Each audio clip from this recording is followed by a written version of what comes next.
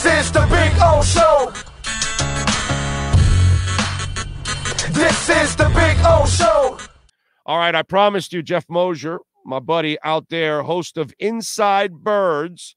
He's been covering the Eagles since 2005.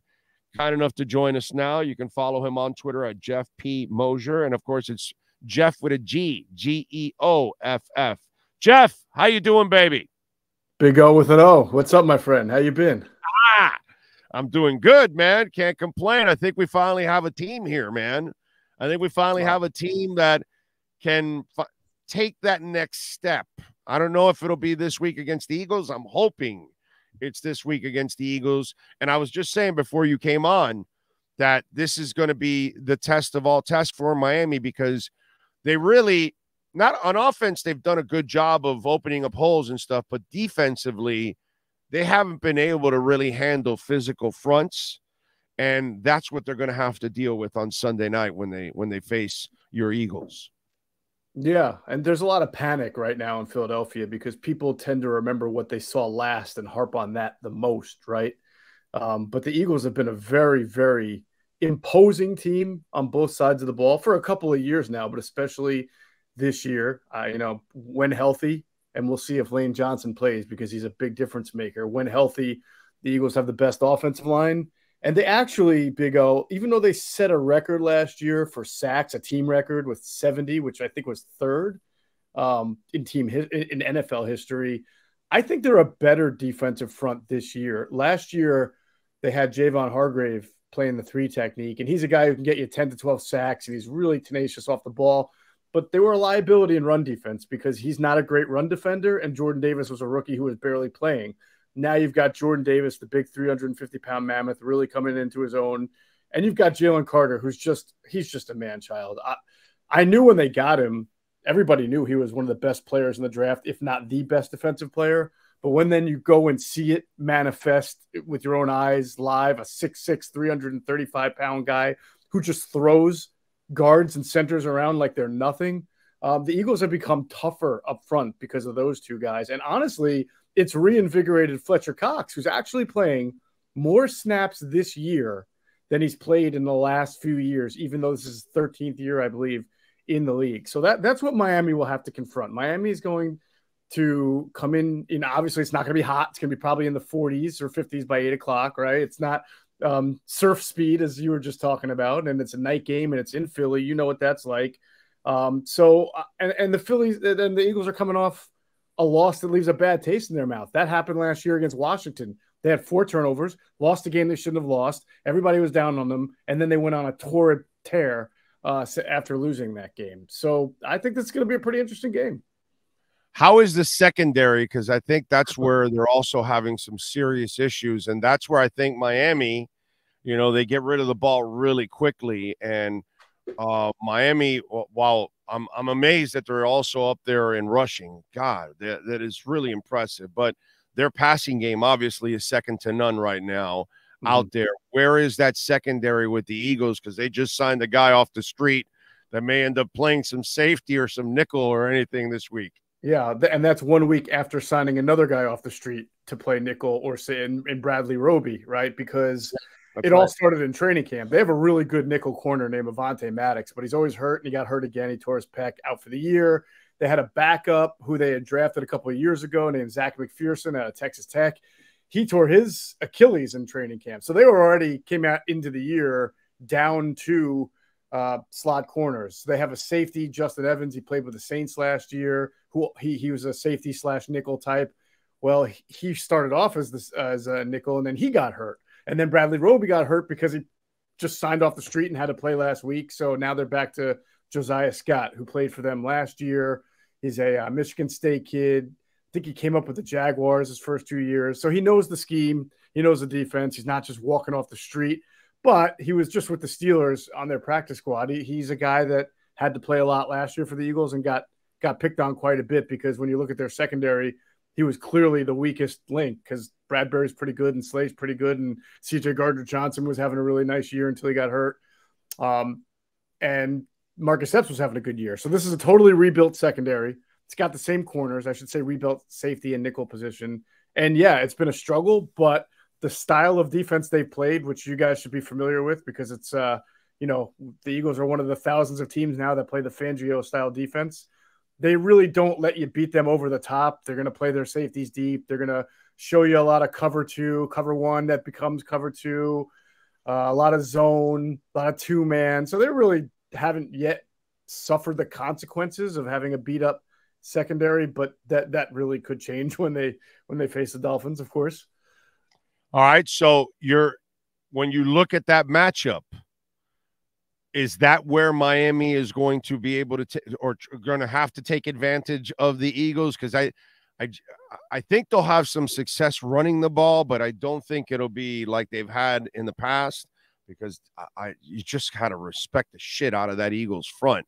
Yeah. But that now when it comes to the passing game, I just kind of feel that the Dolphins are the kind of passing game right now that can take advantage of almost any secondary, even if they're good. One that is right now kind of injured and hurting right now. What do you think about that matchup going into it? Well, let me ask you, because I've only watched a little bit of Miami tape. So I'll answer your question, but I need your contextual help first. Why did the Dolphins only score 20 points against the Bills? What was the number one reason? No, that's a great question. And I'll give you a long-winded answer on this one. Okay. Mike McDaniel he's a young coach. Now, he's got a marvelous offensive mind. I don't think anybody's going to argue that by now, right? Right. Okay, so he has designed off. People are stealing plays off his ass now. Okay, that's just the way it is. In fact, I think I heard Kyle Shanahan last week say the team we played last week used one of his plays or some shit like that. You know what I mean? So he even admitted that they're stealing plays off of his. The master is taking plays away from the Padawan. So, but there's one knock I do have on McDaniel right now. Last year, the Chargers stifled the middle of the defense, the middle of the field. He didn't have an answer. He couldn't answer. And then San Fran did the same thing the following week. A year later, he destroyed it all because they all said, oh, well, they took away the middle of the field. Well, he made sure that they completed 8,000 passes in the middle of the field in different ways. You know what I'm saying? Mm-hmm. And then the Bills did the same thing. The Bills stifled what they were doing. It wasn't necessarily the middle of the field. It was Milano playing out of his freaking mind out there, but he didn't have a counter. No, he's a great player. Jesus Christ. He is a monster. Yeah, he really is. And Daquan Jones also was causing problems, and he just got injured too. And so he did not counter.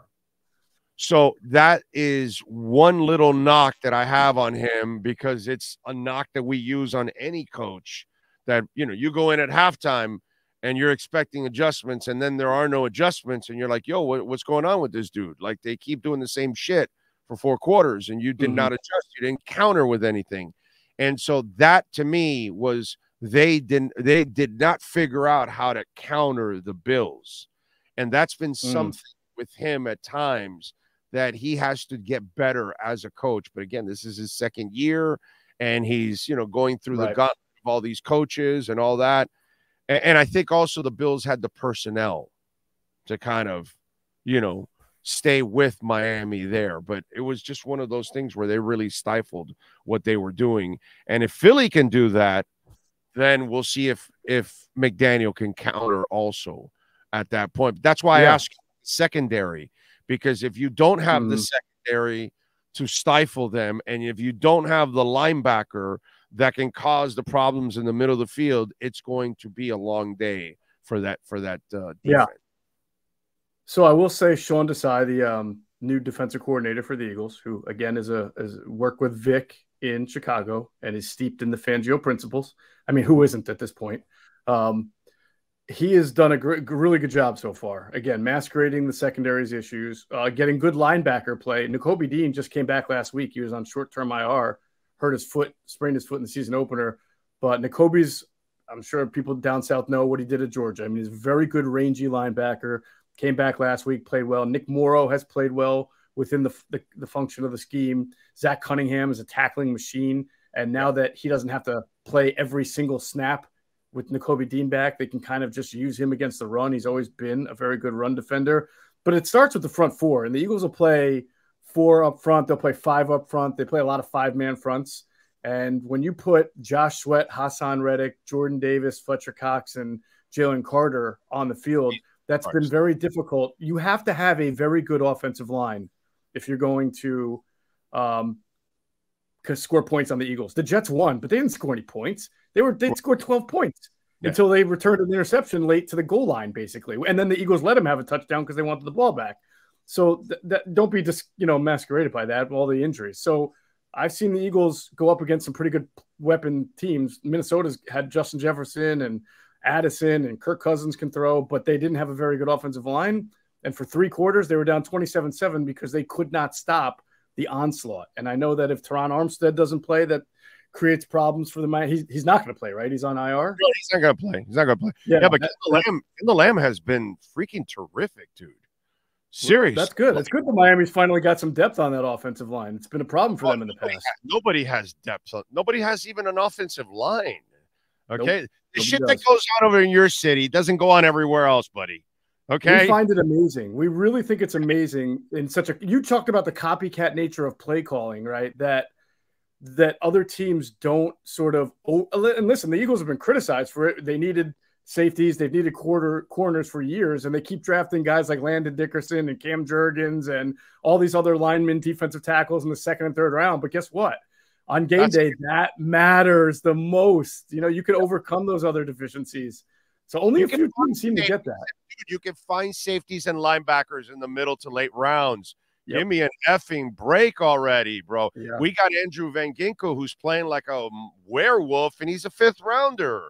Right. Zach Thomas just went into the Hall of Fame. He's a 5th. The league is littered with linebackers. You guys got Hassan Reddick off the goddamn free agency list. It's unbelievable. It was a 3-year, $15 million a year. But I love what the Eagles do. And I said it in there, they're always drafting linemen. Yep. And to me, that's where you win the damn game, dude. You 100%. Win at the line. So if you're reaching for that safety in the 1st or 2nd round, and you don't have a great offensive or defensive line, you are doing a disservice to your team, because everything else works a hell of a lot better when the monsters in the front are controlling everything, dude. That's 100%. Why I'm saying some teams, when you can just put pressure, that's the other thing. The Bills can put pressure with 4 guys. Mm-hmm. And that was the other thing. If you can do that with Miami and have more back there, that's going to also help you too. You know what I mean? Exactly what the Eagles will do, Big O. They are going to only rush 4. They've been blitzing a little bit more lately because they've been facing Sam Howell and Zach Wilson. So they'll blitz Tua. There'll be some blitzes because 4 will not get to Tua. The guy gets rid of it too quickly. He does. Yeah, they'll try to speed up his clock, but they will probably most of the time have 6 in coverage, and they'll play a lot of zone. And they are good at the man match system. They pass off on the inside pretty well. Now, again, if they've got 3 new guys there, that might be an area that the Dolphins can exploit. But they have some smart players that helps them. Slay, if he comes back, is smart. Bradbury, very smart. All their linebackers are really above average intelligence football intelligence guys. Reed Blankenship, their safety, he's kind of becoming a pretty good story. Guy at Middle Tennessee State, 5-year starter at Middle Tennessee State. Didn't get drafted. I mean, he's not the greatest athlete in the world, but he was certainly productive enough to be drafted, but fell through the cracks. And he's been a really efficient starter for them for almost going on a year now. So, I can't see the Eagles, barring more injuries and just total dysfunction, letting Miami come in and score 45 to 55 to a 70 burger or anything like that. I think this is going to be a good game. I think Miami will come into this game or leave the game saying, wow, that defense is not something we've faced yet. That D-line is something that's really special there. Maybe right up there with Buffalo, if not better, actually, than Buffalo. No, it's better. It's better than Buffalo. Where I think Milano is probably the better, rangier linebacker against something 100%. Like this, because what's the name of the dude for San Francisco who's a monster? Fred Warner. When you have that active middle dude, that really, I mean, you saw Dungy for years. He had Brooks, who changes the entire goddamn game. You know what I mean? When you have that middle linebacker that is just absolutely nasty and rangy as hell. It's just like having shutdown corners.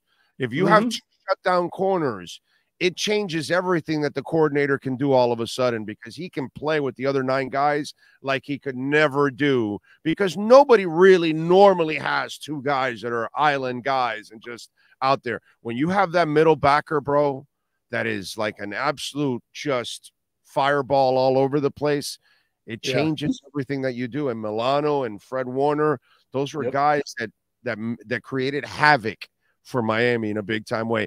Who's going to play that role there for Philadelphia? Yeah, well, I was going to joke and say, brother, I don't know that kind of linebacker, because I've been covering the Eagles for 20 years, and that's probably the position they devalue the most ever since Jeremiah Trotter, was his last days. I mean, the Eagles last year got about as good of a year as you're ever going to see from an Eagles off-the-ball linebacker in TJ Edwards, right? And they just let him walk to the Chicago Bears. They didn't even think twice about, and it wasn't he. You know what? He actually didn't make as much money as we thought he was going to make, because he had a really great year. And the Eagles were like, "Thank you, next." So I wouldn't know about those guys, but they do specialize in getting guys lately who they think can run, who can be rangy, and that'll be Nakobe Dean. Nick Morrow's the big thing about it is you almost don't have to be the Fred Warner or the Milano for the Eagles defense, because, as you know, all you have to do as a linebacker is be kept clean by your defensive front so that you have a pathway to the ball carrier. And these guys are untouched half the time. They are making tackles, and they look like people have been calling in or talking about saying, "Man, these Eagles linebackers, they're so good. They're so great." I'm like, nah, man, they're good. They're literally getting into a gap and making a tackle. That's what you're supposed to do as a linebacker. You know, Fred Warner will throw a guard out of his way to get to a linebacker, and he'll cover a tight end 30 yards downfield. The Eagles don't necessarily have that, but they have guys who are given an assignment and they execute the assignment as long as they're kept clean. You know, I'm glad you brought all of that up, because I was trying to explain to Dolphin fans here and trying to give them insight on the team and on Fangio, because all over the place, media, fans, they're all saying, "Oh, we need a thumper in the middle," and all that.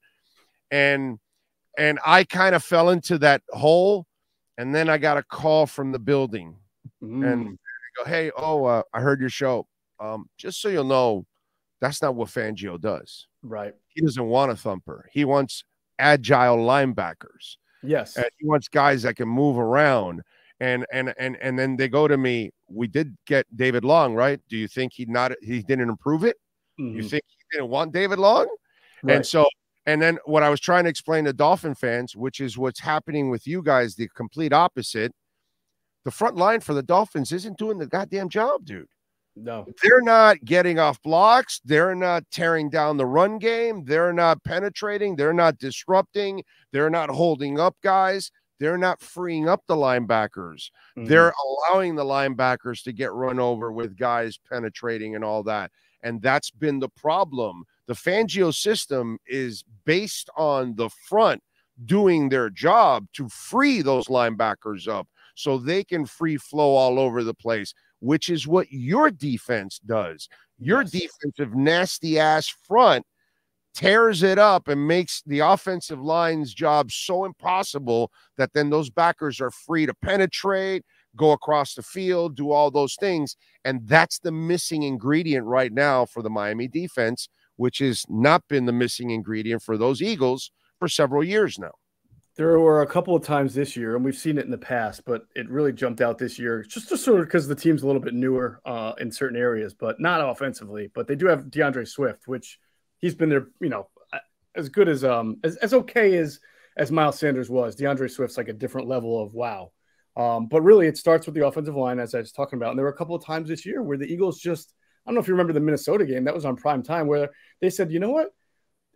Flores, as you guys know well, he's doing this thing where he's just going to play 5 guys in the box, and 2 of them are going to be linebackers, and they're in the A gap. So what we're going to do is just pound the shit out of that defense. And the Eagles ran the most simple inside. Mike McDaniel, I actually used McDaniel and Shanahan as a joke after the game. I said, I kind of feel like it's weird to watch Shanahan and McDaniel and do all this motion, and you got 2 guards pulling, or 2 linemen pulling to the left, and a tight end doing a wham block to the right, and they're moving. All the Eagles did was line up and run inside zone, inside zone, inside zone, inside zone, and they ran for 250 yards. When you're that much better, bro, You can just do that shit. You can just do that. Yeah, guys, They know what's coming, but you cannot stop. It's the whole Lombardi thing. Right. Now Lombardi's like, they know what we're gonna do, but if you execute, the play will work every single time.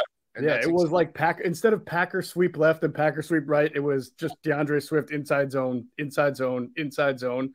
You get Landon Dickerson's 330 pounds. Jordan Mailata's 360 pounds. Jason Kelce plays. He's obviously undersized, but he's helping somebody out. And then on the right side, you had Cam Jurgens at 310 and Lane Johnson. So they're putting double team block. And Dallas Goedert is a really good blocker, by the way, for a tight end. So you're putting 6-on-5 and double teaming the inside. And I swear, DeAndre Swift's good, but he'll tell you, just like the linebackers making tackles because the gaps are wide and easy, he was just running through the freaking Red Sea. I mean, like, it was just everything. I could have ran through it for 10 yards. Now, I couldn't have hurdled the safety like DeAndre Swift was doing to get the extra 10 yards, but there are times they'll do that. And I suspect against Miami, right, you're trying to keep the ball out of their hands. You're trying to be a time of possession team. You're trying to limit Miami. So I would think going into that game, their plan is to see if Miami can stop them on the ground and try to have long, sustained drives to stay with them. And by the way, Miami, I would say the Eagles are probably possessions, dude. You give Miami a ton of possessions, you're going to pay the price. Long night, right? Price. And the Eagles have the firepower, by the way, to hang with Miami. I mean, it's funny. I was doing a radio interview, and someone said the Miami Dolphins are scoring all these points. Do they have better offensive personnel than the Eagles? And I said, well, obviously Tyreek Hill's the best player on the field. The outside, I think they might be better in the receiving core and maybe total running game, actually. I mean, you would say the Eagles are the better offensive line and running back. Not even close. Yeah, right. I would say Dolphins receivers. I mean, it's kind of a choose your flavor type thing. But if you matched your two versus the Eagles two, I think I would give the Dolphins the edge, but not by a whole lot. But tight ends, I'd probably put. It's not even close. It's not even close. I'd probably put the Eagles up. So by the way, a couple of years back, Dallas Goedert was the guy I wanted. Oh, really? That's the guy I wanted. I wanted Dallas Goedert. I didn't. Gesicki I had after. You got my Penn State guy instead, huh? Because I wanted a blocker also, and in the end, he actually would have survived here because that's what Mike needs. Mike doesn't want a one-dimensional tight end. Right. Goddard would have survived. Gesicki's just not a blocker. That's just not his thing, dude. Definitely. It's not that he can't be serviceable and really good for somebody as long as you use him for what he is, a big-ass receiver. But Goddard was the guy that I wanted out of the draft that year, dude. Yeah, you guys need a guy from the Midwest. You need an Iowa guy. You need a South Dakota guy. Someone who's ate a lot of corn growing up, but also knows how to catch the ball too. That's the type of guy you need. All right, so tell me about Hurts because you watch every single down from afar. I was super impressed with him last year. How he really fine-tuned his accuracy. It seems like he might be a little on and off sometimes this year. He hasn't been nearly as consistent as he was last year. Is that accurate? Yeah, I think that's accurate. Some people want to say he's regressed, and I don't fall into that. Like all of a sudden you're not the guy every time Josh Allen loses a game, Google regress. Does Josh Allen regret? And then the next week he comes back and throws 4 touchdowns. My personal opinion, and I'm sure you've watched a lot of football, there's only like 3% of the NFL of players who are so elite that they just play great every single week, Your Tom Brady's, your Aaron Rodgers, right? Jalen Hurts isn't there yet. He's certainly a great quarterback, but he has inconsistency. Lane Johnson, by the way, is that guy. Perfect example, Lane Johnson, right? So it's I went into this year, did not think that Jalen Hurts was going to just pick up where like teams are trying to scheme you all off season. We saw defenses doing way different things the first 3 weeks against the Eagles than they ever saw last year. So I think that coupled with the new quarterbacks coach, new offensive coordinator, even though they're in-house guys, it's new roles, right? So I just think that in general, he the one area where I feel like he took a huge step last year and maybe he's not this year is that sometimes he leaves the pocket at perceived pressure, but not actual pressure. There's a difference, right? And now against the Jets, when Lane Johnson went out, there was actual pressure. So I don't blame him for getting out of the pocket. They're for real. That Jets defense is the shit. Oh, yeah, they can bring it. They got just like you guys. They bring another wave off the damn bench. Okay, Yes. they got they're depth, deep. bro, on that defense. Holy shit, they are for real, bro. Scary. Yeah, well, their general manager is Joe Douglas, and where did he come from? Eagles via Baltimore, which is Right. the same kind of philosophy. So he's tried to fix the offensive line. It hasn't helped that much, but they're getting unlucky with injuries there. I try to explain to people, and dude, you do this for a living like I do, and covering the draft, and you travel like I do, and you know people in the league like I do. Scouts will tell you now. They tell me all the time, oh, it's a fucking crapshoot for me to scout an offensive lineman. Nobody runs the ball anymore. There are no unless it's Alabama, Georgia, or somebody obvious that has their hand on the ground, but everybody's in a 2-point stance. Everybody's passing. We're all projecting what this guy will be as a run blocker. It is near impossible to scout offensive linemen now. And it has become a problem for the entire league. Like I said, I know you guys don't have that issue that much over there, but actually they do. I mean, the Eagles missed on Andre Dillard, right? I mean, he was a 2-point stance guy, right? I mean, it happens. They just happen to get really lucky with a rugby player who's 350 pounds. So he naturally moves people. I don't want to say lucky. Jeff Stoutland's a great offensive line coach, but you get what I'm saying, right? But you know it, right? Scouts have told you now that scouting an offensive lineman is completely different now because college football changed their game. 15, 20, 30 years ago, you could find a road grader and you know exactly what they look like. Now, oh my God, you are guessing now at this point. Sure. Look at the Giants with their right tackle. I mean, you think a guy who played at Alabama, right, and top 5 is going to be awesome, and Evan Neal has struggled. Now, the Eagles tend to, and I think that's part of their scouting philosophy, they really hit well on interior offensive linemen, guys who are in that stance, who are playing in the Midwest where they still run the ball, whether it's Kelsey from Cincinnati, right, or even Landon Dickerson in Alabama via Florida State. Cam Jurgens played at Nebraska. So you know that they've got that sort of lineage or bloodline of being able to run block. Cam Jurgens was actually a tight end, but then he moved to center. So they're pretty good at that. But yeah, like I said, a tackle, they missed on Andre Dillard. They just happen to be able to make up for it with Jordan Mailata. Yeah, it's crazy. All right, what prediction you got? What's going to happen? Yeah, this is tough. I by the way, I have not seen the line or over under. What are we looking at? Points, 1 Eagles. 2 points. And what's the over under? That's what I'm really 52. 52, which is actually kind of low given that these are the top 2 offenses going up against each other, right? Both one averages 26 points, one averages 30 something points. So, but I like that. I do think it's not going to be as high. I think both teams are really good at not just being explosive, but maintaining long, sustainable drives. And that tends to keep the score a little lower. So I'll just go homer here and say the Eagles win like 27-23. Yeah, they're home. And they're the better team. And so I'm not surprised you're picking the Eagles. You know what I'm saying? I mean, it would not shock me at all if Miami Dolphins won. I think the thing that would surprise me though is if this thing was like a 41-38 type. I would be surprised if it's a blowout either way. I would be shocked. I think it's going to be a close game. I'm hoping the Dolphins can finally cross that threshold because they need to cross that threshold. They're good. But do you want to be great? Well, if you want to be great, you got to beat the Bills, you got to beat the Eagles, you got to beat the Chiefs, you got to beat those kind of teams if you want to be great. That's my theme for this team. I know they can beat the mediocre and the average. They've proven that those kind of teams aren't going to hang with them. Right. This is the test here. The Eagles are the test for them. Geoff, as always, my brother, appreciate you taking some time, man. Enjoy the weekend and enjoy the game, my friend. Thank you.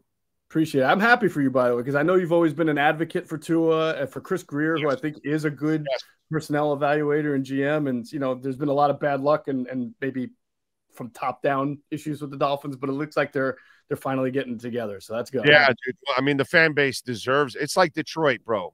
Like, how do you not root for the Lions, bro? I get it. If, they're playing the Eagles, you're going to root for the Eagles, but outside, or if the Lions are playing the Dolphins, obviously I'm rooting for the Dolphins, but I am so happy for that Lions fan base. Bro, they've suffered long enough already, man. Jesus Christ. They need some happiness, bro. Definitely. And I think my Dolphin Nation needs a little happiness too. So I agree. I only root for two things: no overtime, and that everybody watches Inside the Birds or listens to Inside the Birds podcast. And check out Inside the Birds. There you go with my man Geoff. Geoff, thank you, my brother. Appreciate Thanks, you. brother. Take care. You got it.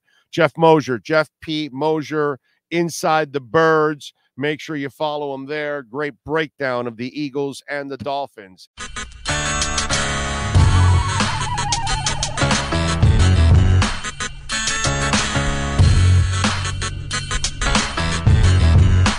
This is the Big O Show.